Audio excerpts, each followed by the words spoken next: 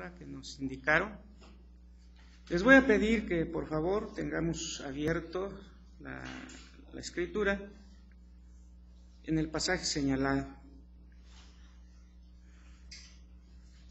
San Lucas capítulo 23, versículos 32, hermanos, al 53. Vamos a leer juntos, esperando que podamos, en la medida de lo posible, leer de manera uniforme San Lucas 23, 32 al 53. Leemos juntos, hermanos, por favor. Dice la palabra. Llevaban también con él a otros dos que eran malhechores para ser muertos. Y cuando llegaron al lugar llamado de la Calavera, le crucificaron allí, y a los malhechores, uno a la derecha y otro a la izquierda. Jesús decía: saben lo que hacen. Y repartieron entre sí sus vestidos, echando suertes. Y el pueblo estaba mirando, y aún los gobernantes se burlaban de él, diciendo: a otros salvó, sálvese a sí mismo, si este es el Cristo, el escogido de Dios. Los soldados también le escarnecían, acercándose y presentándole vinagre y diciendo: si tú eres el rey de los judíos, sálvate a ti mismo. Había también sobre él un título escrito con letras griegas, latinas y hebreas: este es el rey de los judíos. Y uno de los malhechores que estaba colgado le injuriaba diciendo: si tú eres el Cristo, sálvate a ti mismo y a nosotros. Respondiendo el otro, le reprendió diciendo: ¿ni aún temes tú a Dios estando en la misma condenación? Nosotros, a la verdad, justamente padecemos porque recibimos lo que merecemos nuestros hechos, mas éste ningún mal hizo. Y dijo a Jesús: acuérdate de mí cuando vengas en tu reino. Entonces Jesús le dijo: de cierto, hoy estarás conmigo en el paraíso. Cuando era como la hora sexta, hubo tinieblas sobre toda la tierra hasta la hora novena, y el sol se oscureció, y el velo del templo se rasgó por la mitad. Entonces Jesús, clamando a gran voz, dijo: Padre, en tus manos encomiendo mi espíritu. Y habiendo dicho esto, expiró. Y cuando el centurión vio lo que había acontecido, dio gloria a Dios, diciendo: verdaderamente este hombre era justo. Y toda la multitud de los que estaban presentes en ese espectáculo, viendo lo que había acontecido, se volvían golpeándose el pecho. Pero todos sus conocidos y las mujeres que le habían seguido desde Galilea estaban lejos mirando estas cosas. Había un varón llamado José de Arimatea, de la ciudad de Judea, el cual era miembro del concilio, varón bueno y justo. Este, que también esperaba el reino de Dios y no había consentido en el acuerdo ni en los hechos de ellos, fue a Pilato y pidió el cuerpo de Jesús, y quitándolo lo envolvió en una sábana y lo puso en un sepulcro abierto en una peña, en el cual aún no había sido puesto nadie. Era de la preparación y estaba para comenzar el día de reposo. Amén. Vamos a orar. Hemos leído tu palabra, Padre,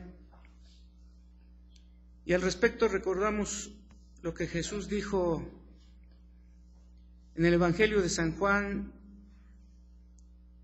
en la última parte del capítulo 5, versículo 39. Ellas, refiriéndose a las Escrituras, ellas dan testimonio de mí.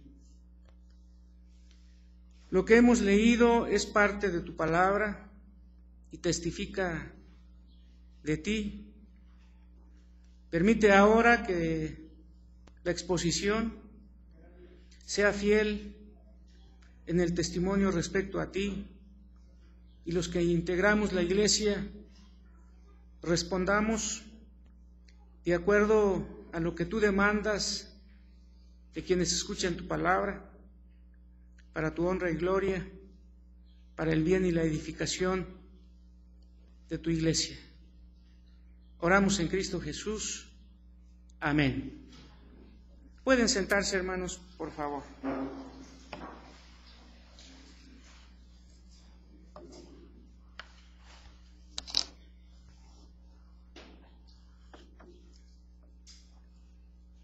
La humillación.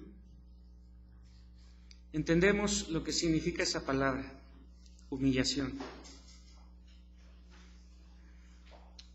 Algunos teólogos, hermanos, dicen que hablar del hombre y de su humillación es una tautología, una redundancia. Es decir, sale sobrando hablar de la humillación del hombre. ¿Por qué? Porque por el solo hecho de ser pecador ya está humillado. Por lo tanto, ¿para qué hablar de su humillación? Si nace humillado. Es una redundancia. Hablar de Cristo, sin embargo, es otra cosa. Tentado en todo, dice la palabra, pero sin pecado. Su vida, por lo tanto, y particularmente en el escenario del Gólgota, sí podemos señalar y hablar de la humillación de Cristo. Inclusive, hermanos, toda la vida de Jesús fue de humillación. Desde el momento en que fue concebido en el vientre de su madre, empezó el periodo de su humillación. Y el clímax de la humillación fue precisamente su muerte y su sepultura. Fue el clímax de su humillación. La palabra clímax, que se usa en diferentes contextos y según el contexto tiene su significado, literalmente quiere decir escalera. Al escuchar nosotros esa palabra viene a nuestra mente lo que es una escalera, y es lo que quiere decir clímax. Es decir, hay un peldaño, hay otro peldaño y así de la escalera, y en la parte final, y se aplica a diferentes momentos y hechos de la vida. Por ejemplo, cuando alguien interviene para dar un discurso, un mensaje, etc., llega un momento en el discurso, en el sermón, en el mensaje, que se le denomina clímax, precisamente porque el propósito de la exposición es que ocurra en la congregación lo que sucedió, por ejemplo, cuando el apóstol Pedro predicó en Hechos capítulo 2, y que en el clímax de su exposición la gente responde diciendo: hermanos, ¿qué haremos? E interviene el apóstol y dice e indica qué es lo que deben hacer. Jesús, entonces, hermanos, Cristo, desde la concepción en el vientre de su madre, empieza su humillación. Pero el clímax, o sea, la parte final de la escalera de su vida, fue precisamente la muerte y su sepultura. De lo que hemos leído, hermanos, y que está en el evangelio anterior, que es el de Marcos, y en el primer evangelio de los 4, que es San Mateo, y en el cuarto evangelio, que es el de San Juan, hay una lista de palabras y que denotan, hermanos, y que usan los evangelistas para ver el grado de humillación. Y en esta introducción yo transcribí los verbos dominantes y son. Y desnudándole,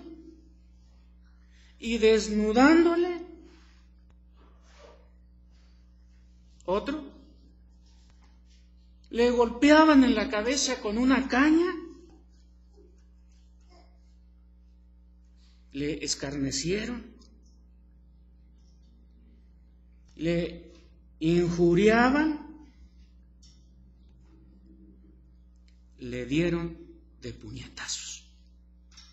Son expresiones en los 4 evangelios para denotar lo que sufrió Jesús en el momento o en el proceso de la etapa final de su vida, y que fue la muerte.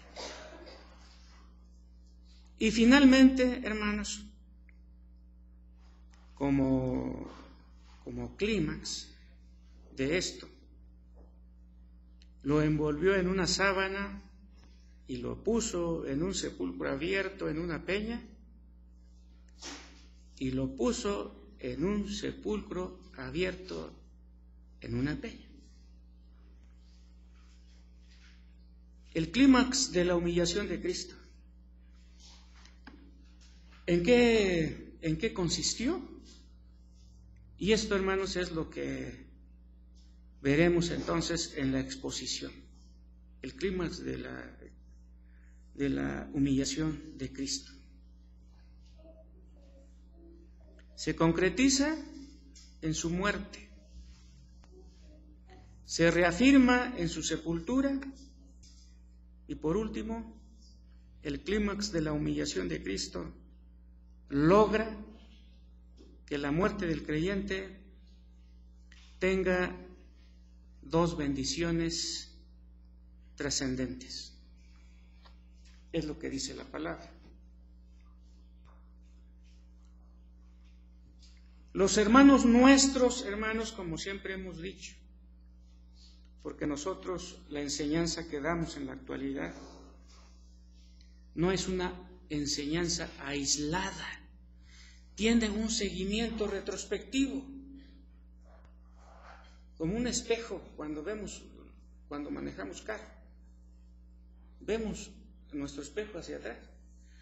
Históricamente, en la historia de las doctrinas, cuando nosotros enseñamos en la actualidad, vemos retrospectivamente y en alguna manera no enseñamos nada nuevo, pero la enseñanza vieja del Antiguo y del Nuevo Testamento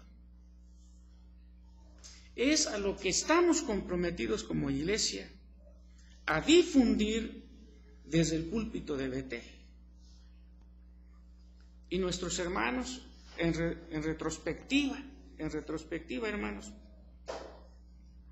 en la pregunta 40 del Catecismo de Heidelberg, conociendo lo que nosotros hemos leído, plantearon la pregunta 40 con su respuesta respectiva de la siguiente manera: ¿por qué fue necesario que Cristo se humillase hasta la muerte? Porque la justicia de Dios no se podía satisfacer por nuestros pecados, sino con la misma muerte del Hijo de Dios. Pregunta 41, que es parte del domingo 16. ¿Por qué fue también sepultado? Para testificar que estaba verdaderamente muerto. Pregunta 42. Ya que Cristo murió por nosotros, ¿por qué hemos de morir también nosotros? Nuestra muerte no es una satisfacción, es la respuesta por nuestros pecados, sino una liberación del pecado y un paso hacia la vida eterna.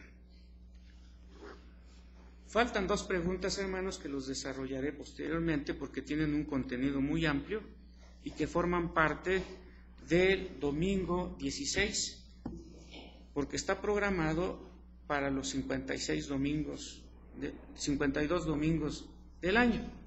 La humillación, el clímax de la humillación de Cristo se concretiza en su muerte. Se concretiza en su muerte. Se hace real. Existencialmente lo experimentó. Se concretiza en su muerte. La palabra escrita tiene mucho al respecto, hermanos. Solo algunos versículos para base respecto a la muerte y que también se hizo concreto en Jesús. 2:17 de Génesis dice: mas del árbol de la ciencia del bien y del mal no comerás, porque el día que de él comieres, ciertamente morirás. Ahí está la muerte, hermanos.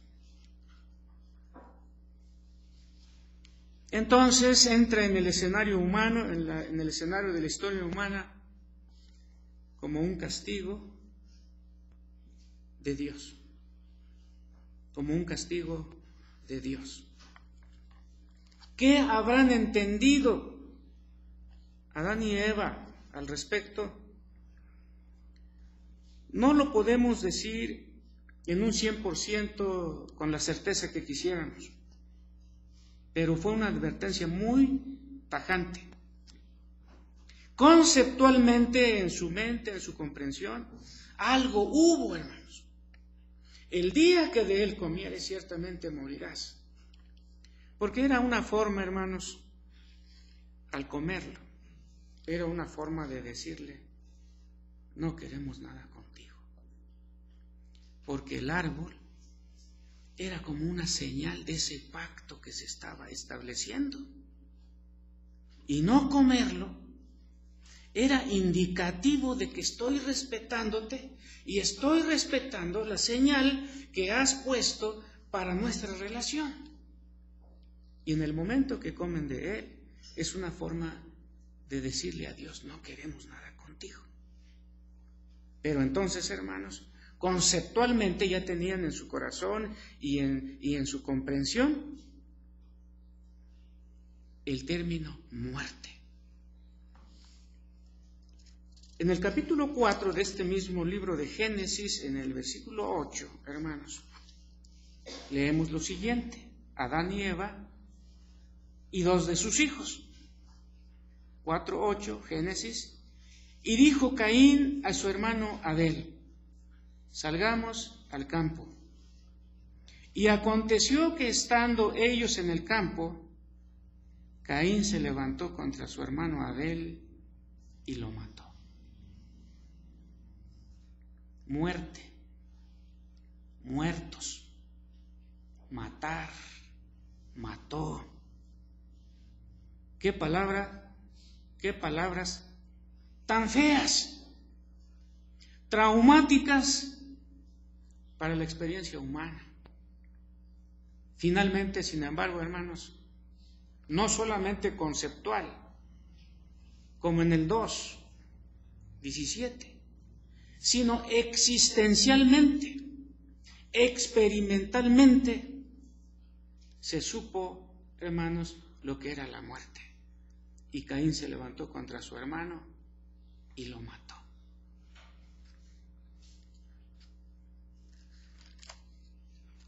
En el Salmo 110, el versículo 1, hermanos, avanzando en el desarrollo de esta exposición, nos dice algo sobre el particular. Aunque el texto parece no referirse a la muerte, Jehová dijo a mi Señor, habla David, escribe David, Jehová dijo a mi Señor, siéntate a mi diestra hasta que ponga a tus enemigos por estrado de tus pies. Los enemigos del Señor de David. Y sabemos que el Señor de David, a quien se refiere aquí, aparte de Jehová, fue Jesús, fue Cristo. Porque así lo tenemos, hermanos, de manera muy clara en San Mateo 22, 44.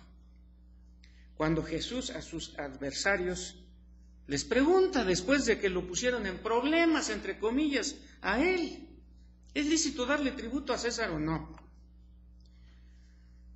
Cuando esa mujer que tuvo a 7 maridos o 7 varones por marido, porque eran de la misma familia y que por lo tanto se deberían casar con ella, habiendo muerto el primero, en la resurrección. Y los saduceos no creían en la resurrección. Pero ellos decían, en la resurrección, ¿de quién será marido? Puesto que los 7 la tuvieron como mujer. Y dice Jesús, erráis ignorando las Escrituras. ¿O no habéis leído? Y entonces se remite a Éxodo capítulo 3, donde Jehová se aparece a su siervo Moisés y como parte del diálogo le dice, yo soy Dios de Abraham, Dios de Isaac, Dios de Jacob. Y es lo que está citando Jesús en San Mateo 22, 44. Pero remite al Salmo 110, 1. ¿De quién es hijo el Hijo del Hombre? Refiriéndose a él mismo.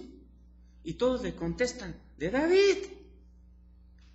En ese diálogo, Jesús, si se ampliara la Escritura, diría, o literalmente en este caso lo dijo, si yo soy hijo de David, ¿cómo es que él, y entonces Jesús los remite al Salmo 110, 1, ¿cómo es que me dice Señor? Pero finalmente, hermanos, ahí está la muerte.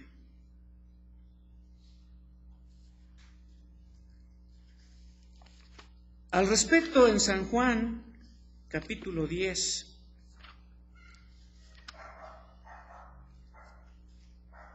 en los versículos 15, 17, versículos 15, 17 y 18,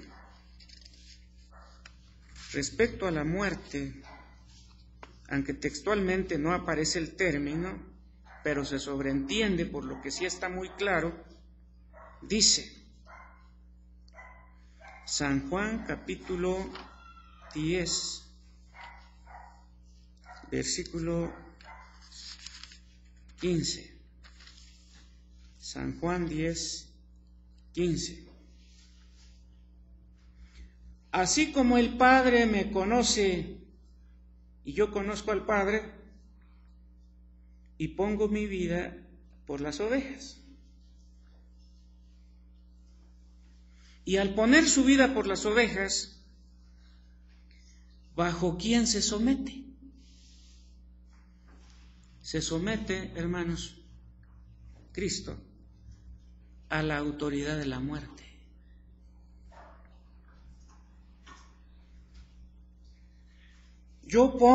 Porque yo pongo mi vida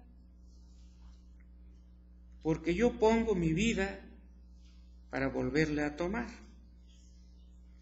Dice en el 17. Nadie me la quita, versículo 18, sino que yo de mí mismo la pongo.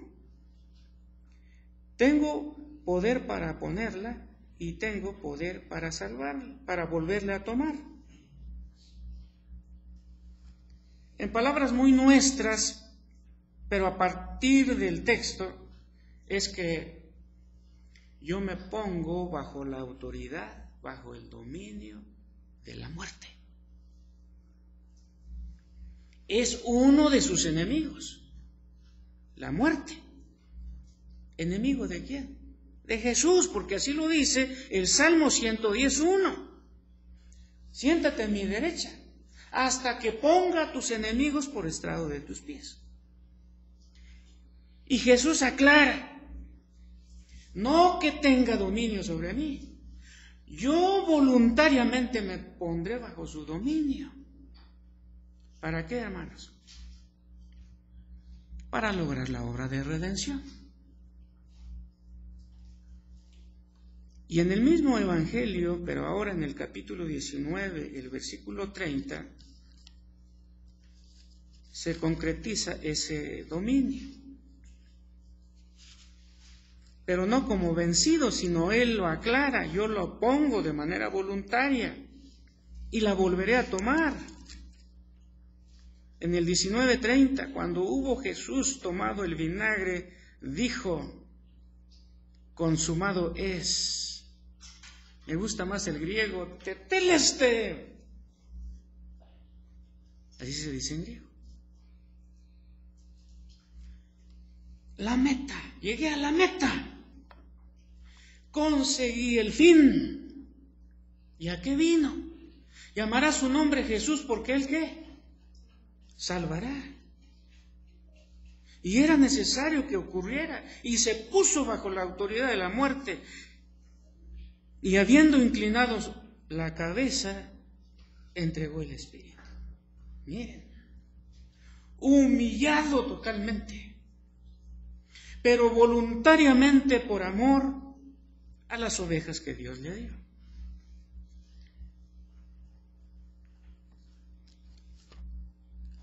Y el apóstol San Pablo, interpretando la historia, particularmente de los evangelios, en su primera carta a los Corintios, capítulo 15, versículos 21 al 26, aclara lo que está pasando. 21 al 26. Porque por cuanto la muerte entró por un hombre, también por un hombre la resurrección de los muertos. Y está hablando de la resurrección de Jesús. En palabras de San Juan 10, está tomando otra vez su vida. 22, 1 Corintios 15. Porque así como en Adán todos mueren, también en Cristo todos serán vivificados. Pero cada uno en su debido orden. Cristo las primicias, fue vivificado. Es decir, Dios le dio vida otra vez. Luego los que son de Cristo en su venida, pero las primicias ya están en Jesús.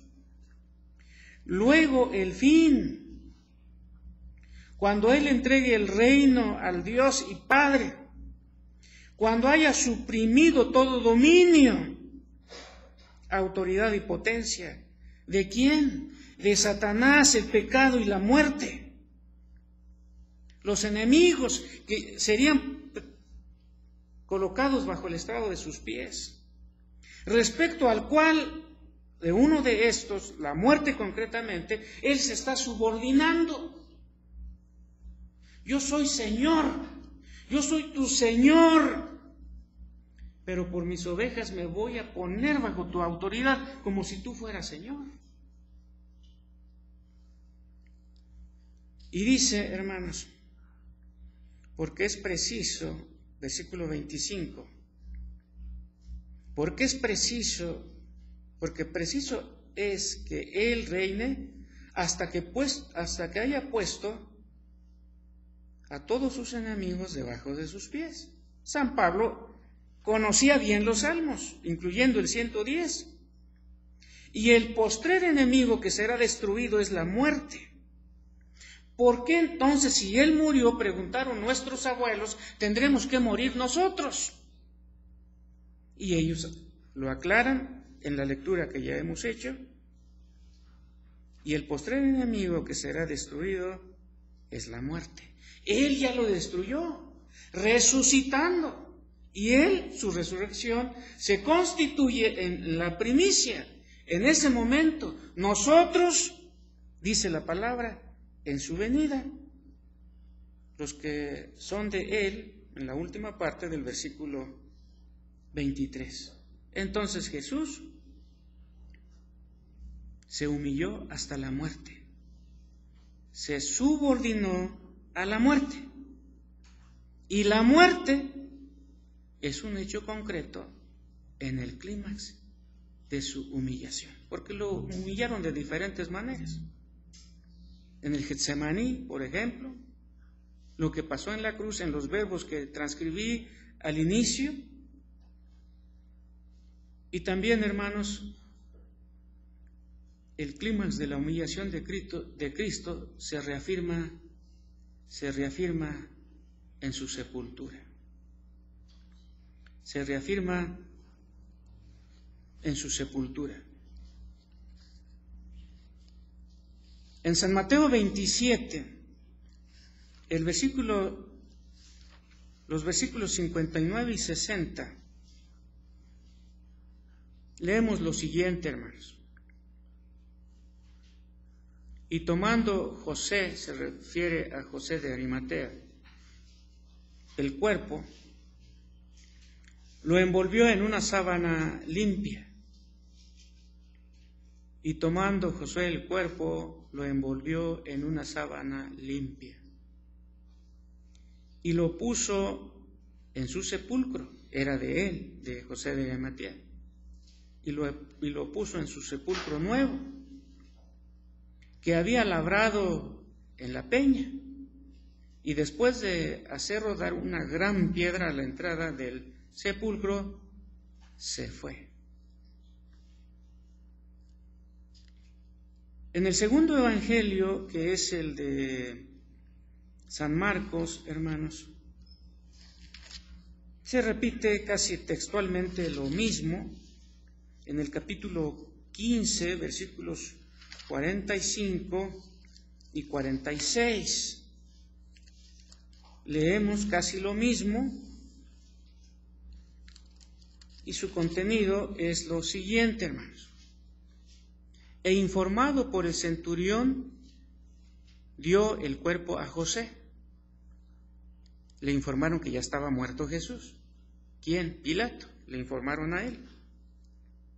Y entonces dio el cuerpo a José, el cual compró una sábana y quitándolo, lo envolvió en la sábana y lo puso en un sepulcro que estaba cavado en una peña, e hizo rodar una piedra a la entrada del sepulcro.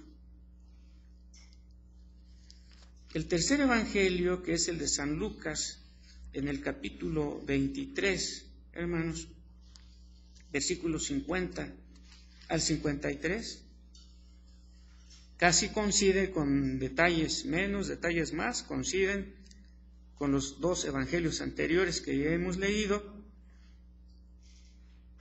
50 al 53, San Lucas 23, había un varón llamado José de Arimatea. Arimatea era un lugar, ciudad de Judea, el cual era miembro del concilio, que conocemos, hermanos, como el Sanedrín, varón bueno y justo, que también esperaba el reino de Dios. Y no había consentido, es decir, votó en contra, y no había consentido en el acuerdo ni en los hechos de ellos. Fue a Pilato y pidió el cuerpo de Jesús, y quitándolo, lo envolvió en una sábana y lo puso en el sepulcro abierto en una peña, en el cual aún no se había puesto a nadie, dice la palabra. No habían puesto a nadie. Finalmente, hermanos, el cuarto evangelio, en la crucifixión y sepultura de Jesús coinciden los cuatro evangelios, y en el capítulo 19, 38 al 41, después de todo esto, refiriéndose a todo el proceso de la crucifixión, José de Arimatea, que era discípulo de Jesús, pero secretamente por miedo de los judíos, y aquí ya nada de miedo, ya se descubrió, rogó a Pilato que le permitiesen llevarse el cuerpo de Jesús, y Pilato se lo concedió. Entonces vino y se llevó el cuerpo de Jesús.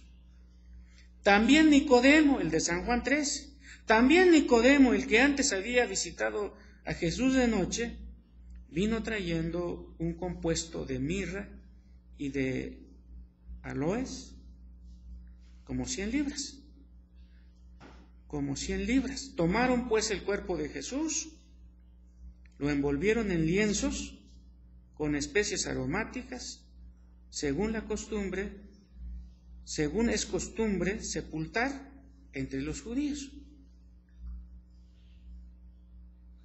La humillación, el clímax de la humillación de Cristo se reafirma en su sepultura. A nosotros no nos dice nada, en alguna medida.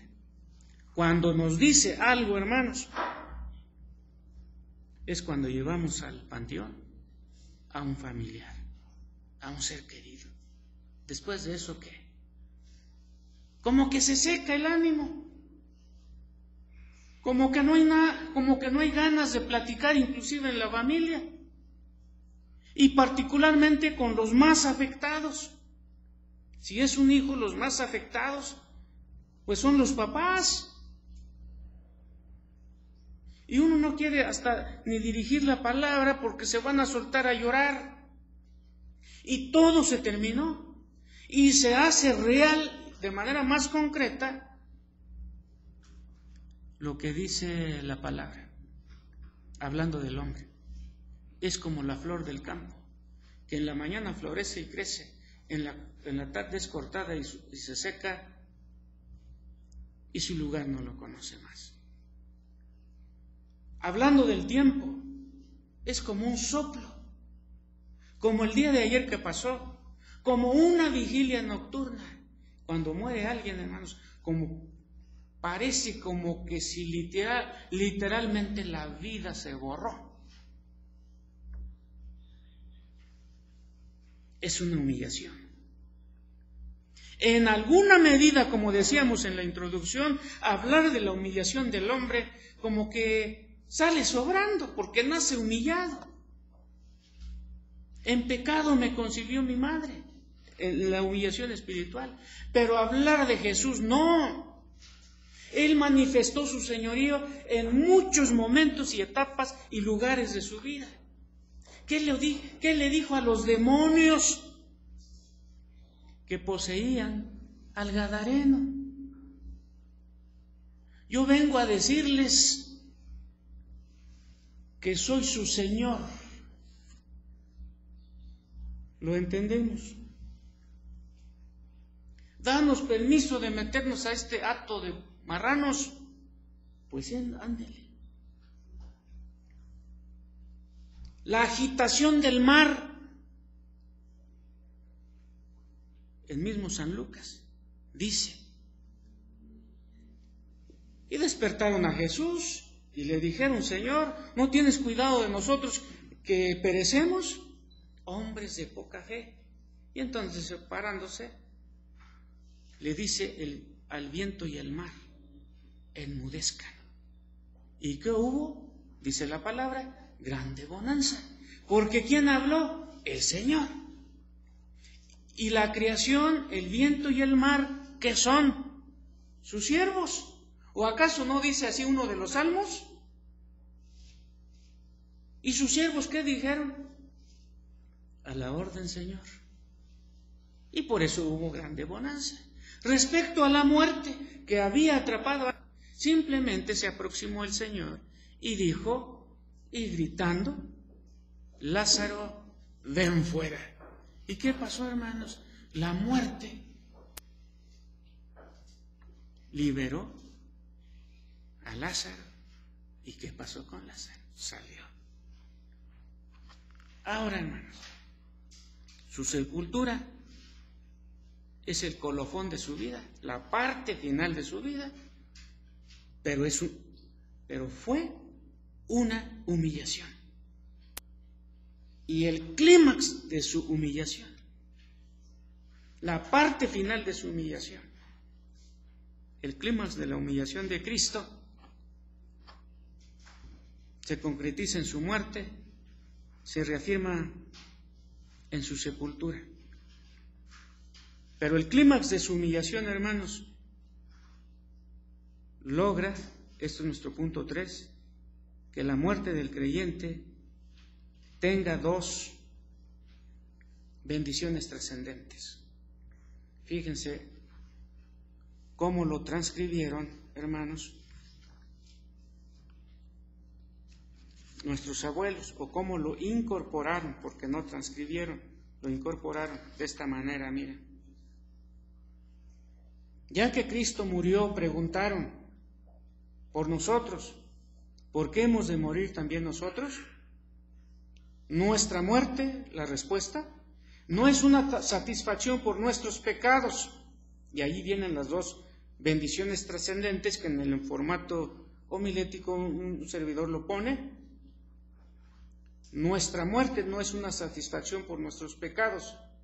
Y ahí vienen las 2 bendiciones trascendentes, sino una liberación del pecado. Bendición trascendente 1, bendición trascendente 2, y un paso hacia la vida eterna. Un paso hacia la vida eterna. Logra el clímax de la humillación de Cristo, logra que la muerte del creyente tenga 2 bendiciones trascendentes. La liberación del pecado.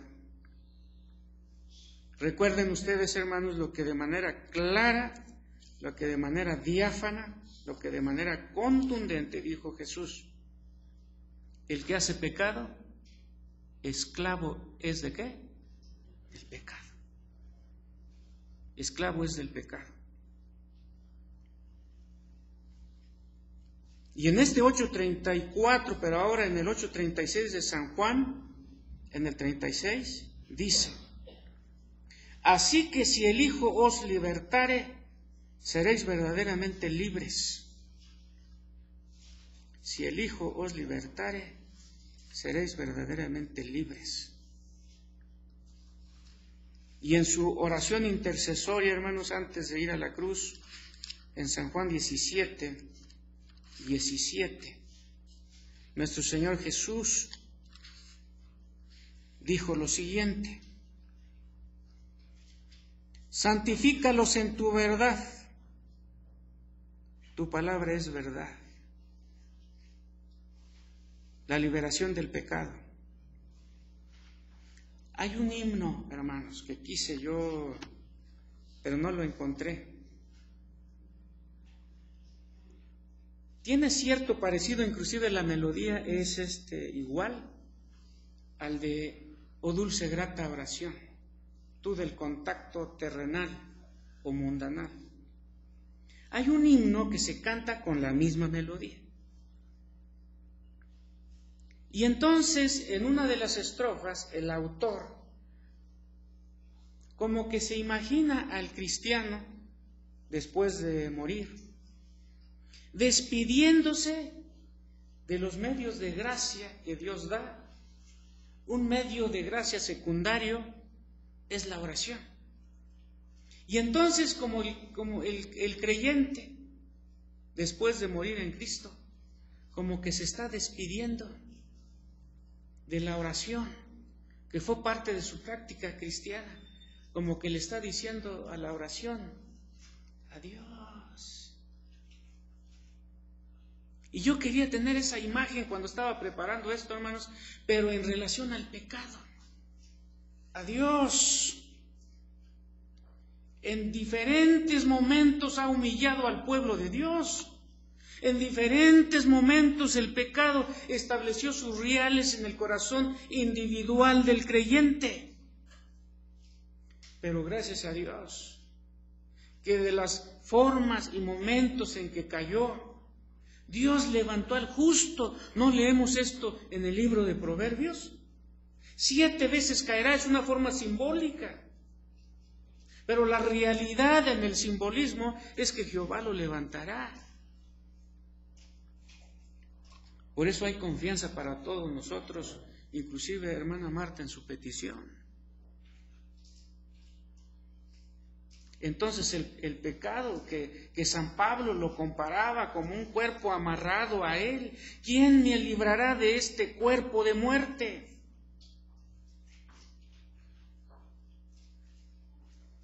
Y al respecto, hermanos, del pecado y la muerte, algo nos dice, además de los versículos ya leídos en el punto anterior. Ahora, en el capítulo 48 del libro de los Salmos,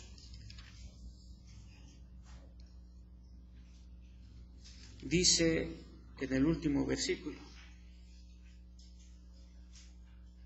porque este Dios es Dios nuestro eternamente y para siempre. Él nos guiará aún más allá de la muerte. ¿Por qué, hermanos? Porque el clímax de la humillación de Cristo logra que la muerte del creyente tenga dos bendiciones trascendentes: la liberación del pecado con su consecuente muerte, y en la muerte el salmista dice, Él, hablando de Dios, nos guiará. No morimos solos, aunque no estuviera nadie. Quizá un accidente.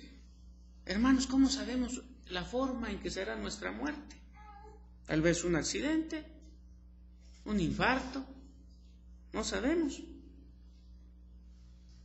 Pero no estaremos solos. Él nos guiará aún más allá de la muerte.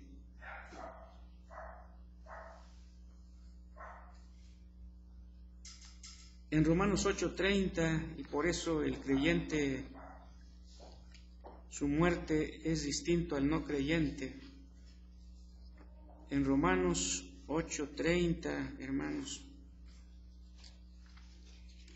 leemos lo siguiente como parte de la bendición trascendente para el creyente que físicamente tiene que morir. A los que predestinó, a estos también llamó, y a los que llamó, a estos también justificó, y a los que justificó, a estos también glorificó. ¿Qué es glorificar a alguien, hermanos? ¿Recuerdan ustedes de Amán,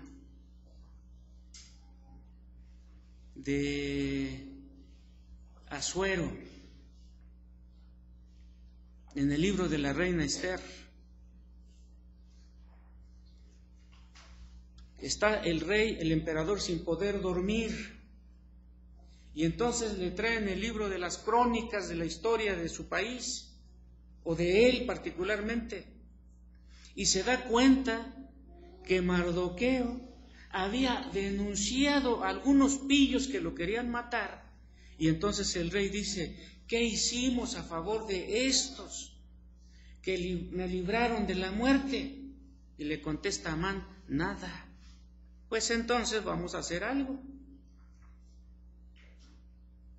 Y traen la cabalgadura, porque según la historia y los tiempos era el uso, la cabalgadura del emperador, y le dicen a Amán, súbelo al caballo que yo utilizo, lo vas jalando de la rienda, lo vas a pasear por la ciudad y le vas a decir a todo mundo. Así se hace a la persona que el rey quiere distinguir. En palabras de nuestro tema, así se hace a la persona que el rey quiere glorificar. Inclínense todos, y va pasando Mardoqueo. Supongamos que hubiera, como ahorita se hacen en algunos lugares, pues todos, ahora inclínense, pues también todos. Ahora una porra, pues también todos. Eso es lo que se hace respecto a la persona que el Rey quiere distinguir, quiere glorificar. El clímax de la humillación de Cristo logra que la muerte del creyente tenga dos bendiciones tan trascendentes. Predestinó, llamó, justificó y dice en la parte final, y glorificó. ¿Y saben por qué glorificó? Porque dirá, tú eres mi hijo. Y qué gustazo, ¿no, hermano? Virgilio, tú también. Pati, las dos. Señor. ¿No, hermanos? Eso es glorificar. ¿Y quién lo logró? La muerte de Jesús. Porque ustedes, porque yo lo merecemos, no por su sola gracia. Esa es la grandeza del mensaje bíblico, hermanos.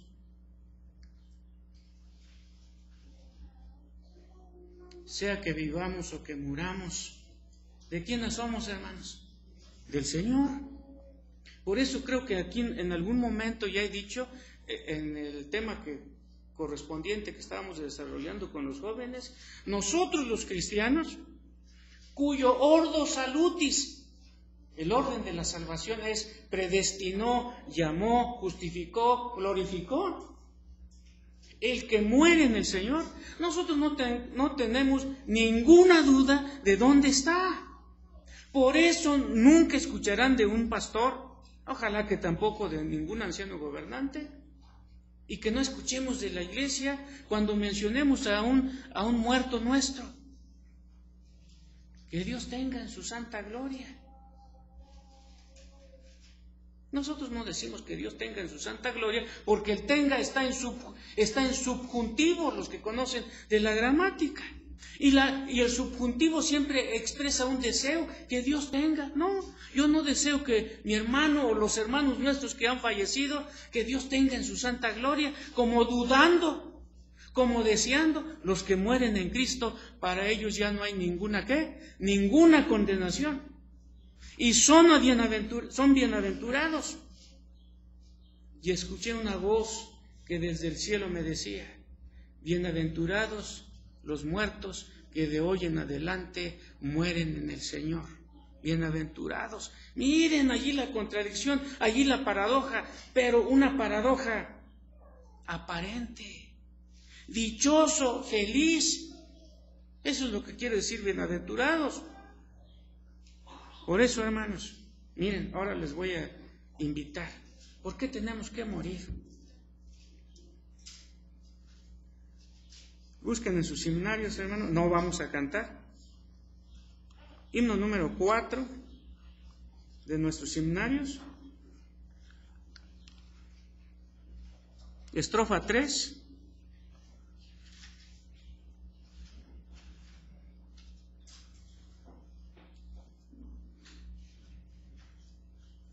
Estrofa 3. A su Hijo envió por salvarnos de la muerte y pecado inherente. A su Hijo envió por salvarnos. ¿Salvarnos de qué? De la muerte. Ahora la pregunta es, ¿por qué tenemos que morir? ¿O a qué se refieren, por ejemplo, J. Mora, que es el que aparece como autor de Dad a Dios inmortal alabanza? A su Hijo envió por salvarnos de la muerte y pecado, que es lo que dijeron nuestros abuelos también aquí. ¿Qué hay como trasfondo de esto? Si nosotros tenemos que morir, entonces no nos libró de la muerte. Pero hay que entender bien. Número 13 de nuestros seminarios. Número 13. Estrofa 3. Disfrutamos tu favor solamente, por Jesús, fuente de amor permanente. Solo Él nos libertó, ¿de qué? De la muerte. Pero la pregunta es, ¿por qué tenemos que morir?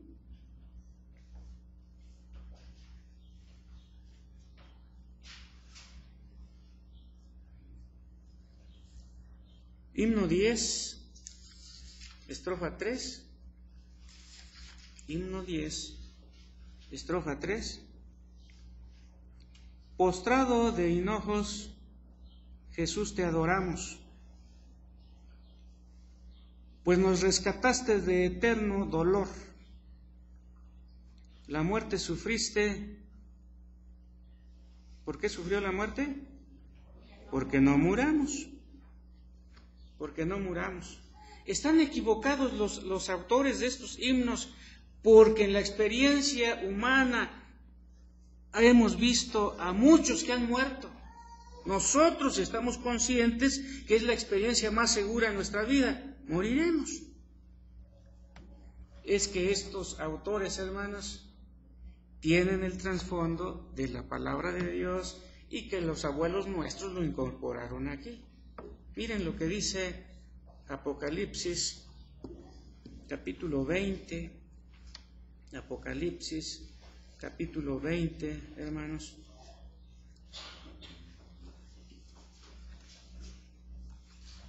Versículo 5 será el primer versículo de este capítulo 20 de Apocalipsis, y que toman en cuenta los autores de los himnos que hemos leído. Pero los otros muertos, Apocalipsis 25, pero los otros muertos no volvieron a vivir hasta que se cumplieron 1000 años. Esta es la primera resurrección. Versículo 6. Bienaventurado y santo el que tiene parte en la primera resurrección. La segunda muerte, ¿qué dice? No tiene potestad sobre estos. Versículo 14. Versículo 14. Y la muerte y el Hades fueron lanzados al lago de fuego. Pues estar en el lago de fuego, esta es ¿qué? La segunda muerte o la muerte segunda. Esto es lo que expresan nuestros hermanos en sus himnos. Solo Él nos libertó de la muerte. Se refieren a esta muerte, que la palabra de Dios llama segunda muerte. De eso nos vino a librar Cristo. De eso no se van a librar los impíos. Porque nada más se libran de este tipo de muerte los que tienen parte en la primera resurrección. ¿Y cuál es la primera resurrección? Es un tema tan completo que debe desarrollarse, pero nosotros lo conocemos, hermanos, como el nuevo nacimiento. O creados en Cristo Jesús, de Efesios 2:10. El que tiene parte en esas dos cosas, o en la misma cosa, dicho de dos maneras distintas, entonces la segunda muerte ya no tiene poder. Y finalmente, hermanos, como parte de estas bendiciones trascendentes, la liberación del pecado y la muerte en el contexto que hemos expuesto, tenemos también lo que Jesús dijo, hermanos, en San Juan 3:15, y que dice: para que todo aquel que en Él cree no se pierda, ¿más qué? Más tenga vida eterna.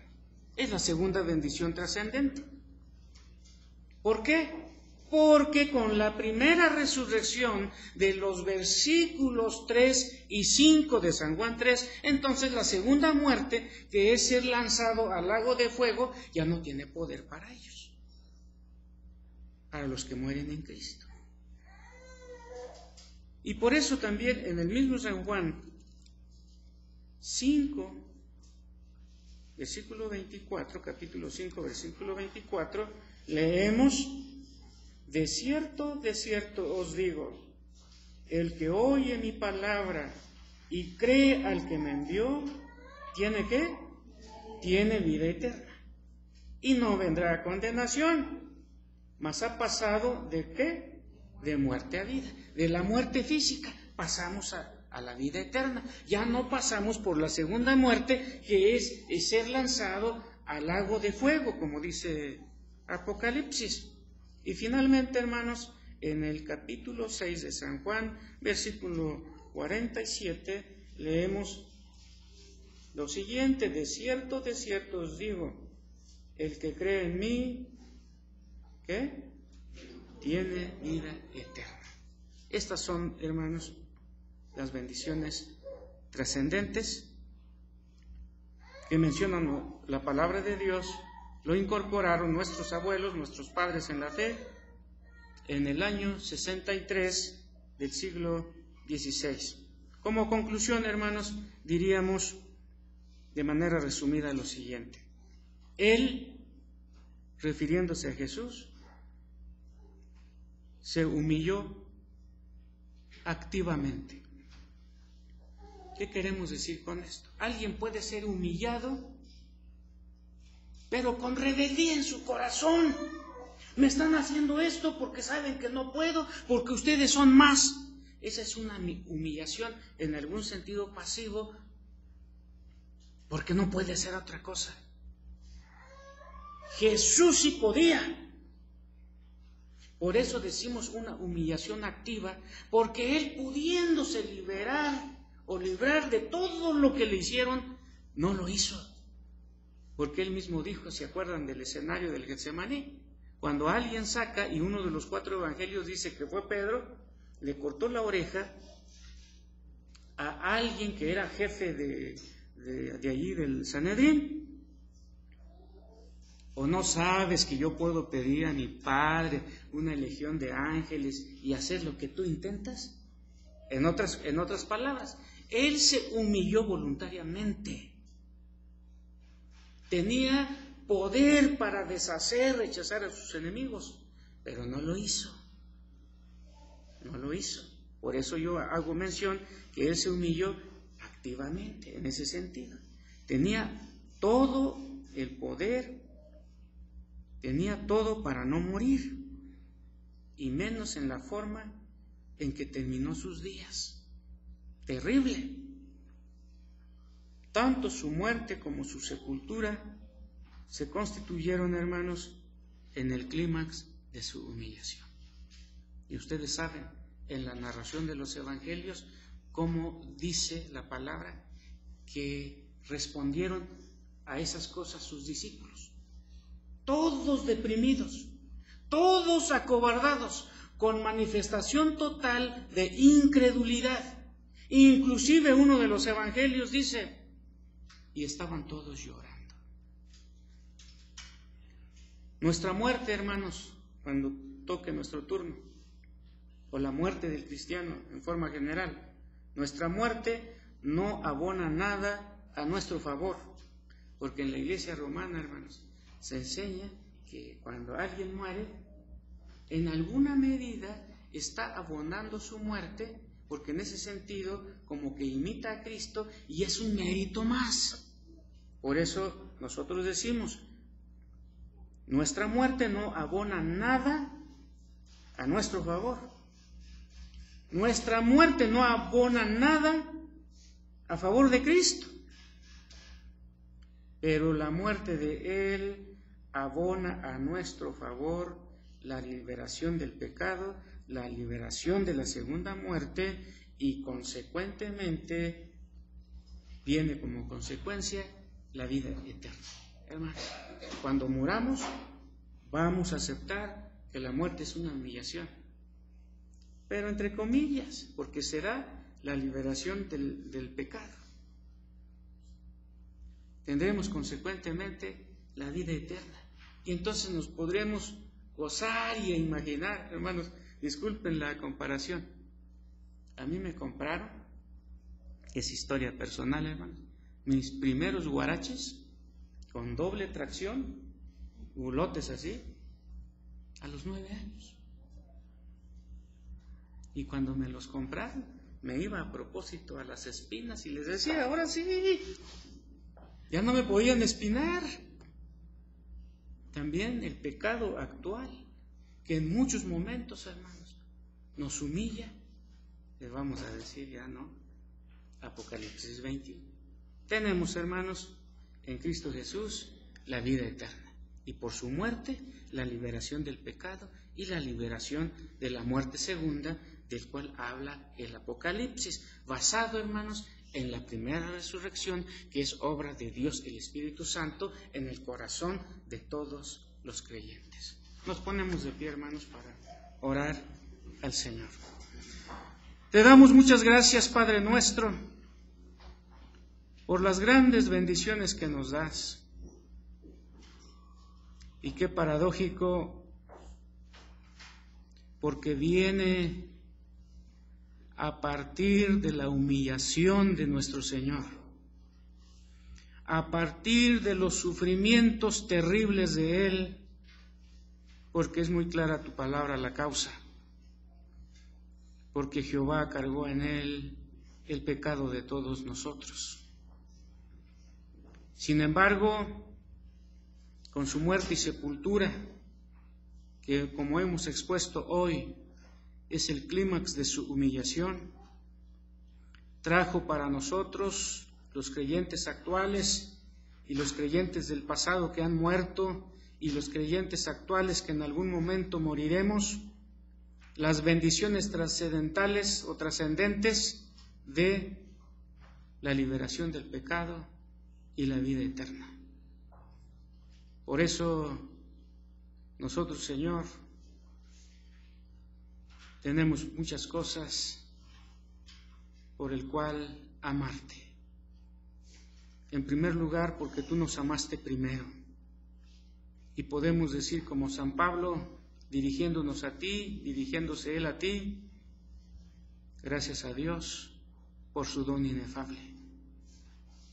Por la bendición, Señor, de que la muerte, aunque es una humillación para los que mueren en Cristo, es la liberación del pecado, la liberación de la segunda muerte y positivamente la vida eterna. Gracias por estas distinciones a nuestro favor a partir de la obra perfecta de Jesús y por tu gracia, Señor, otorgándonos la salvación y nos has dado la fe y nos has inducido mediante tu Espíritu Santo para querer y hacer lo que tú mandas.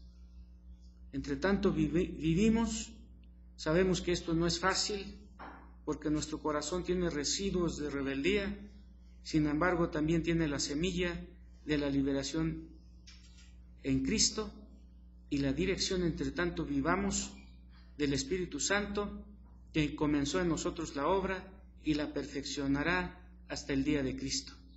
Oramos en su santo nombre. Amén. Pueden sentarse.